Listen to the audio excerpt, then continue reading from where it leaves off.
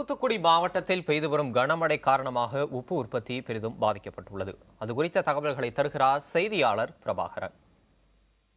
தூத்துக்குடி மாவட்டத்தில் வேம்பார் முதல் ஆறுமுகநேரி வரை சுமார் 30,000 ஏக்கர் பரப்பளவில் உப்பளங்களில் உப்பு உற்பத்தி செய்யப்பட்டு வருகிறது. தற்போது வடகிழக்கு பருவமழை தொடர்ந்து பெய்து வரும் காரணத்தினால் உப்பளங்களில் முழுவதுமாக மழைநீர் தேங்கியுள்ள காரணத்தினால் உப்பு உற்பத்தி மிகவும் பாதிக்கப்பட்டுள்ளது. தூத்துக்குடி மாவட்டத்தில் இந்த உப்பள தொழிலை நம்பி சுமார் 35,000க்கும் மேற்பட்ட தொழிலாளர்கள் வசித்து வரும் நிலையில் தொடர்ந்து பெய்து வரும் மழையில் தங்களுடைய வாழ்வாதாரம் பாதிக்கப்பட்டுள்ளதாக உப்பள தொழிலாளர்கள் தெரிவித்துள்ளனர். தங்களுக்கு மழைக்கால நிவாரணம் தமிழக அரசும் மத்திய அரசும் இணைந்து வழங்க வேண்டும். மீன்பிடி தடைக்காலத்தின் போது மீனவர்களுக்கு கொடுக்கப்படும் நிவாரணம் போல் தங்களுக்கும் நிவாரணம் வழங்க வேண்டும் என்பது உப்பள தொழிலாளர்களின் நீண்ட நாள் கோரிக்கையாக உள்ளது. தூத்துக்குடியிலிருந்து புதிய தலைமுறைக்காக பிரபாகரன்.